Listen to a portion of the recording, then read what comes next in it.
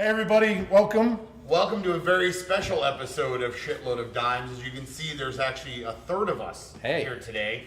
I'm Chris. I'm Matt. I'm Sam. And today we're going to talk about one of my favorite movies of the year. I'm going to go ahead and throw it out there. It's easily in my top 10. So you liked it, huh? Easily in my top 10. Well, Okay. we'll get into how much I liked it. So in a what little movie bit. is it? It is It. It is it. It is What It. is it? What is it? What?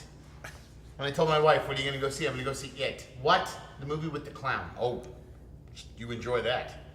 Yeah, no kidding. Yeah. Yeah, but see, creepy clowns aren't as scary as regular clowns to me. No. And I've told Matt this story.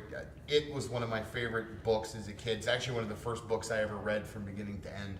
And I was a little concerned going into this movie about how true to the source material they would have been. And aside from a couple of things which really should have been omitted from the book in the first place, this was great. I mean, the kids were fantastic. Well, you guys start. Yeah, and then we'll get for into sure. it. Sam, you're joining us. Yeah. Why don't you?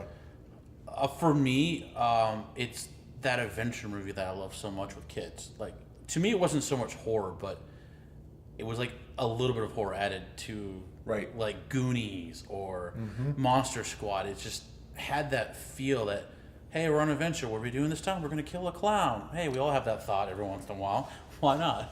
Yeah, it definitely had like Goonies and Stand by Me. Yeah. You know, it had that kind of feel, and it you know, you were telling me that the book takes place in the 60s. Did and forgive me, but I never watched it, the TV series, the was also miniseries the on 60s. TV. Yeah. It took place in the 60s. It took place in the 60s. I never watched it, and the reason why is, do you know when it came out? It came out, I believe, in 1992 or 1993. 1992 or 1990s, 1993. I was like graduating high school around then. So for me, it felt like horror light. It felt like low contrast horror. Well, Like for definitely. me, I was already watching rated R, freaky, scary and it was movies. watered down for ABC. And I mean, it was, because it was on network television, for me, I was just kind of like, come on, give me a break. How scary can a made-for-TV horror movie And really I don't be? know, Tim that- Curry put some people up for a long time. I've heard. And But the thing honestly, is, I it- may have to give it a shot. It came out, though, after the time, too, when we started doing all the extra ratings. So they had to kill half the stuff. It wasn't like the 80s when we just showed whatever we wanted to show. Yeah. There were boobs on afternoon TV. You know, it was a completely different time. But I mean, hell, I was 9 when Predator came out, and my mom and dad took me to the theater to see it. So I mean, it was a different kind of time. It was a different kind of horror movie. This was like you guys all said. I mean, it was a Stand By Me story. I think I can kind of get into some of the things that really bothered me. I knew they were coming. But I have 2 boys. As a lot of you guys know, I have a 6-year-old and a 2-year-old, and that's about the same age as Georgie and Bill. And that opening scene got to me. I mean, the 2 little brothers, the love, the bond that they had, they shared, and then, of course, the graphicness of Pennywise taking Georgie into the sewer. I mean, that was straight out of the book. That was straight up just rough for me to watch.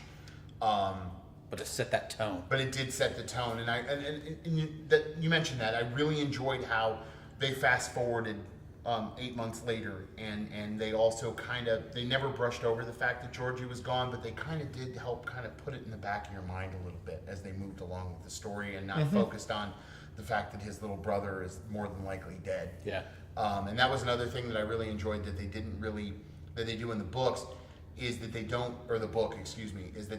really ever fully come out and say that Georgie's dead, so you don't know.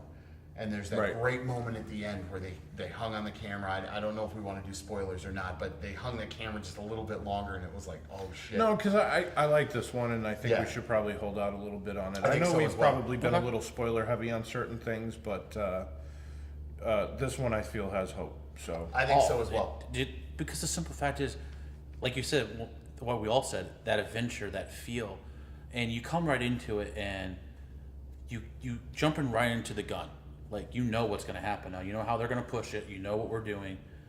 And there's still that innocence that you loved about it. For sure. And then that quick hint of how also the town's going to be.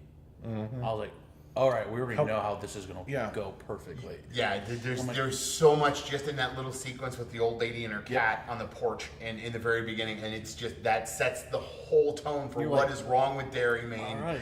and what is the problem with this whole, just amazing stuff. And I don't think we can go any further in this review without talking about those kids, the losers.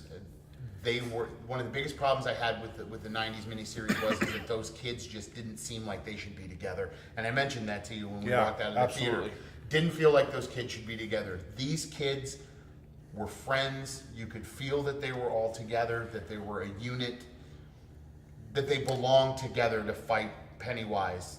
Absolutely. That they were all together, and it was great. I liked all their personalities. I think all of them had like a unique individual personality, and I thought that they were interesting for sure. And that girl that plays Bev is a star. She absolutely Plain and is. simple, She she lights is a up the star. screen big Steals time. the movie for me. I love that one joke though when she cuts her hair short. Yeah. I couldn't stop thinking about that So great. the whole time. Yeah, she's phenomenal. I think probably one of the more recognizable kids that most people will probably remember is probably the Finn Wolfhard kid from Stranger Yep. Things. Yeah, Eddie. And I think everybody was sort of expecting him to be that way, but he actually Richie, pulled sorry. off the character of Richie Yep, exactly you're the right, way I he forgot was about that. supposed to. Yep. So I didn't see the kid from Stranger Things. I saw a kid who was a smartass, which is exactly what his character was supposed to be.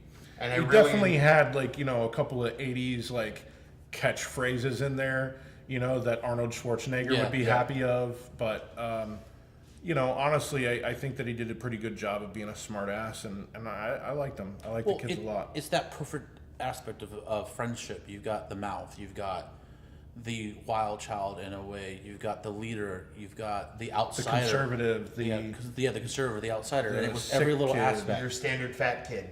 Yeah, and it just and the token black kid. And the token black kid. but he was the outsider, so they got him in. The new kid, you always have the new kid for some reason who not good with friendship, but gets Yep. put in there a little bit. He threw me off just a tad though. Out of all the kids, I thought he was almost the weakest at some points. For some And reason. I think the he's fat kid, the and new he's kid. kind of supposed to be because in the book he was a little bit more of the more reserved kind of shy Okay. one. They also changed his He was character. the kid up. that I got never read fucked the- up the most. Yeah, I never read the Dude, book. he got carved in, he got slashed, he got beat up, he got Thrown down thrown a over a hill. hill. Well, that's the thing. They fucked that that kid up. psycho kid got the they- bad part of a love triangle. Oh yeah, for sure. Although he took his moment. He took his moment and he kissed her first. Fans of the book know it's going to be all right. I was gonna say he got sloppy seconds, Ben. but technically Bill kissed her first in 4th grade, so Yeah. he got sloppy seconds and then Bill got thirds. And Yeah, first. but he did Do it. you kinda, really get But he did thirds it kind if- of creepy Do though. you really get thirds if you're if you're the third guy kissing a girl, but you were the first guy kissing the girl? I mean, that doesn't really. I mean, you're not really leapfrogging there. Yeah, but forget about the sloppy seconds. You did it when she was kind of in a weird. Like a floating zombie, ball. yeah. Okay, She well, was hold on. dead. That's Hold on a kind second. of another Yeah, world. that's Hold true. on a second. So now's where we get to have some fun, and I get to tell you guys. This is non-spoilers, by the way. This is not. This is a spoiler if you've read the book. So See, I have not read the book. So if you read the book, after they have their little meeting and Bev goes into the deadlights and they bring her back, and she decides that the only way to get them all to realize that they needed to have unity is to have an orgy in the sewers. Wait, what? Oh, I swear to God, this is all in the book. And then fans know, put in the comments section, this actually Wait, happened. in the She gray actually- water? Yeah, in the gray water. Gross. She actually has sex with all 6 of the boys. Wow. Yeah, one at a time. So, thankfully, that was not in the book, in the movie, because sometimes Stephen King puts shit in his books that's really fucking weird. Yeah. Speaking of which, there are a lot of Easter eggs in the movie to the turtle. Again, for those who have read the book, you'll understand what that means. I'm not going to go into full spoilers just in case in It Chapter 2 they decide to bring the turtle in. It's very important to the story and to Pennywise. Yeah, the movie, did the original TV show touch on any of that stuff? No, there was no turtle in the original TV They series. basically kind of took the whole existential Yeah, they never really thing explained out it. of it and made it a horror movie with the clown. Right. But essentially, it's like some Doctor Strange, Well, he's an interdimensional. Pennywise is an interdimensional being that has been alive for thousands of years, and who Hence represents the creepy photos. fear and who feeds on fear. So basically there's a portion in the book where the book kind of goes first person into Pennywise's perspective, and he explains why he likes to scare people, and that's because he feels that fear helps tenderize the meat and makes it more succulent. Oh. And that's why he likes to terrorize children, because they're the easiest to scare. The calves. And that's, exactly. tender. And then that's why. And he mentions it in the movie, which Veal. is fantastic. He says it to Eddie when he's on top of him. He tries to, he says that to Eddie. But there's apparently a 15-minute extra director's cut that's coming for the Blu-ray release. And I was reading earlier today that there's a scene where it actually takes place back in the 1600s in Yes, Derry. with Bill Skarsgård. With Bill And he Skarsgård said as that it was the Pennywise. most disturbing thing. No, I heard he's not. He's not in it? Pennywise. Oh, fantastic. No. He's in the scene, but not as Pennywise. Oh, that's awesome. As a different, like the same Being, character, but yeah. the man. And he said that it was the most disturbing thing that he had done, but that it didn't get put in the movie. He seems to think that scene may end up getting put into the second movie. Or in the director's cut. is Or what into I the heard. director's Well, cut. because remember they flipped So- through all the pictures and stuff, and in the slides, we know he's been around for a long time. Yes, Yeah, he has. Now, absolutely. and that's another departure from the book that wasn't a real problem for me. But in the book, Mike, the black kid, is actually the kind of historian who kind of tells them everything that happened, not Ben. Which, I mean, that's not really here or there. I mean, it didn't really. Right. I guess we could talk. Is there anything you guys didn't like about the Yeah, book? honestly, you go ahead, Sam. Sorry.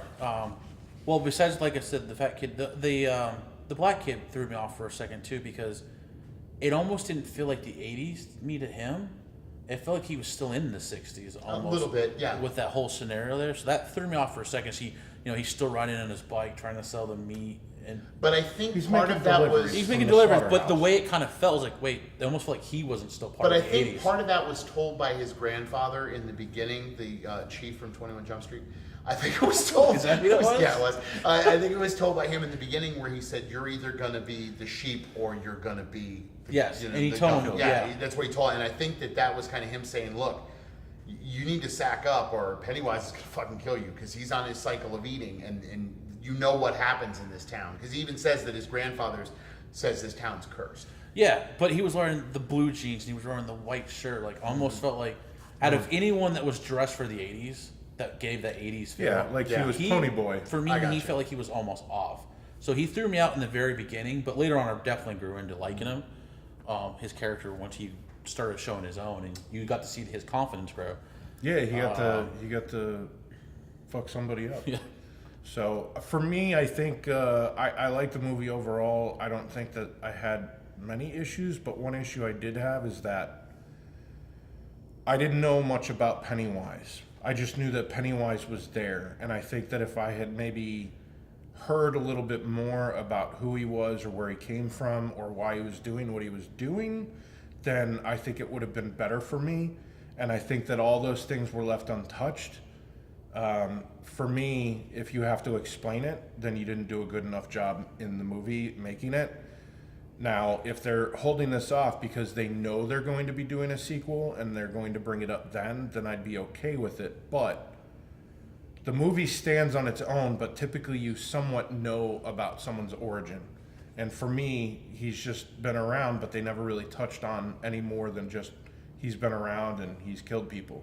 It's kind of Where one he of the came from, problems how in the did he 90s happen? miniseries. They did kind of the same thing. They kind of glossed over the fact that, Yeah. where Pennywise came from and what he is, because it's kind of a slippery slope, because once you get into that, then you have to explain the turtle and how the turtle belched up the universe when he had indigestion one day. By the way, this is all real. I'm not making this up. Please don't think I am. That's if you all haven't in the read the book. story. All in the book. Wow. Yeah, the turtle is an interdimensional being that belched up the universe, and Pennywise is kind of the yin to his yang.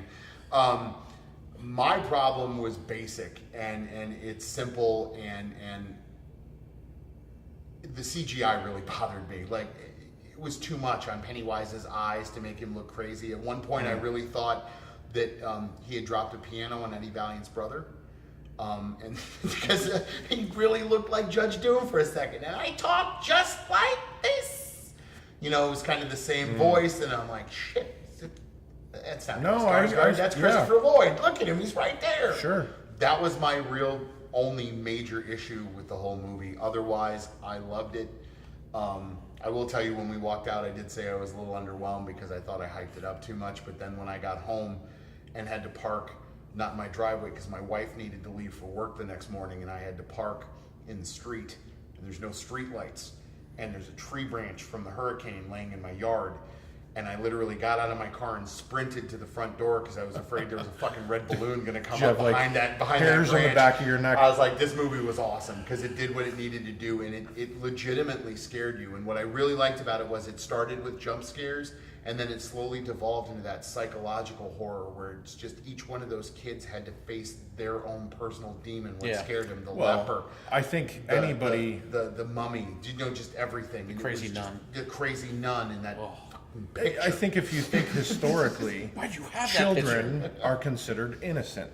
Yep. They haven't done enough in their life, to really fuck things up, that they should end up really being hurt or harmed in any way. Absolutely. So you always should feel something mostly for kids. The women and children first, always say the women and children first, protect. And I think with that case is he was... the kids you all cared for. You wanted to see them do okay. And they had bad things perpetrated against them. Having Pennywise in the sewer, I definitely was super creeped out by him. And I'm not bothered by clowns like other people are, but he was definitely creepy. And that one point when he's looking and his eye just all of a sudden goes sideways and he kind of zones out and then comes back to, I was just like, yeah, that's... He's literally, it's no different than drool coming out of his mouth at that point. Yeah, See, that was crazy. Then in the beginning when he was talking to Georgie, that was what got me. Georgie? When he was sitting there and he was Pop. and just the drool started coming out of his mouth, and you're like, kid, get the one fuck eye. out of there. What are you doing? What are Get you out doing? of there, kid. Just Why are you get still out. there? But the other thing too is, you see, you bring up that little thing about innocence, and I'm not usually a huge horror fan. Never have been. Especially just one, my parents didn't let me watch it. But when I turned 18, I said screw and watched all this stuff. But Stephen King has a tendency to keep doing this. And he mentions innocence for children in the parents' eyes. But if you look at it through the kids' eyes, children are just as much evil and cruel and assholes as anyone else. Because he did it with that bully. And Henry Bowers. And how they even talk to each other a little bit on the side, and how other people were easy to follow.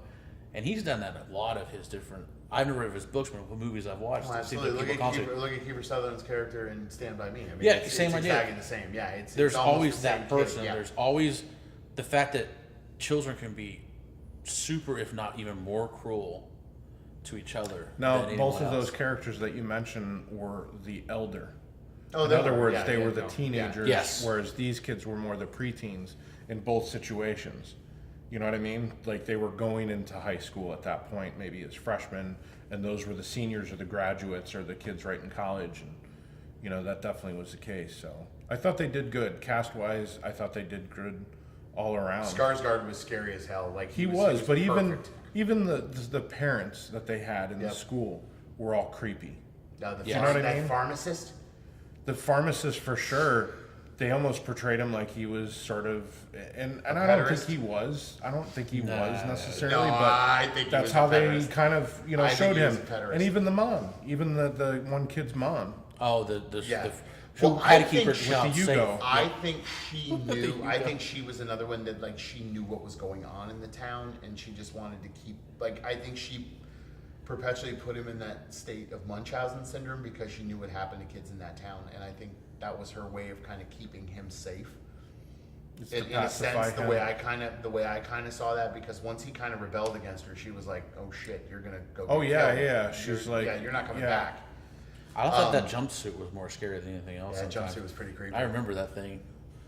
My mom never had it, but I remember people wearing that in the 80s. I will tell you my Well, favorite part of the entire movie, and I told you this when we walked out, was at the very end, and it's just an Easter egg for those of you who know what's going to happen, who saw the '90s miniseries. But when the losers are all together, just kind of pay attention to how they walk away from each other, and that's a huge kind of just jumping off point for the next movie. And I'll just leave that little mystery at that. Just pay attention to the way the kids walk away, and then that to me was my favorite part of the movie, besides the fact when They still haven't announced that there's a second movie coming, which they thought have, they I'm did. sure, by this. But they had an opening weekend, and it says It Chapter 1. That was just, it was great. I'm really looking forward to see what they do. I hope that it made enough money where they can get some really good name actors to kind of round out the cast. I told you, I think that Richie should be played by Bill Hader. The kid looks just, I think Bill Hader would be perfect as Richie. I think so. And yeah, I thought it was good. So I'm going to give it a 9 out of 10. I'm just going to throw it out there right away. It's 9 out of 10. It's one of my, I'm even going to go further than top 10. It's one of my top 5 favorite movies of the year so far. I loved it. I want to see it again. I wish I could get my wife to sack up and watch it, but I know she won't.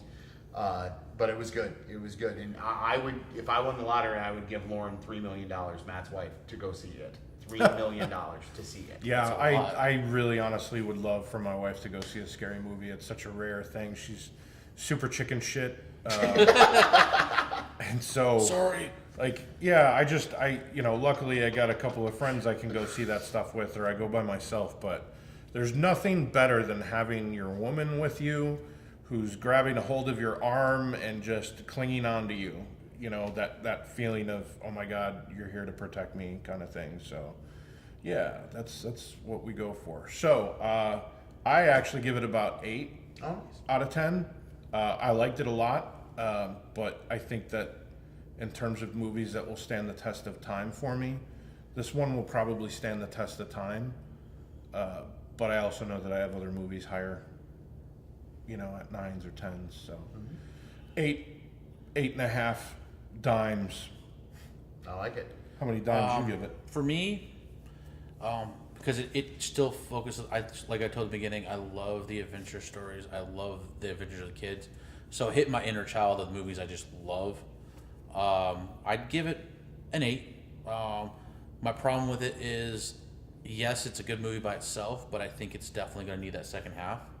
Just because I'm so used to it being that way, even though I haven't read the book and I know there's a lot more to it, just from the TV movie alone, that you have to have both together, and it won't just be by itself. So Right.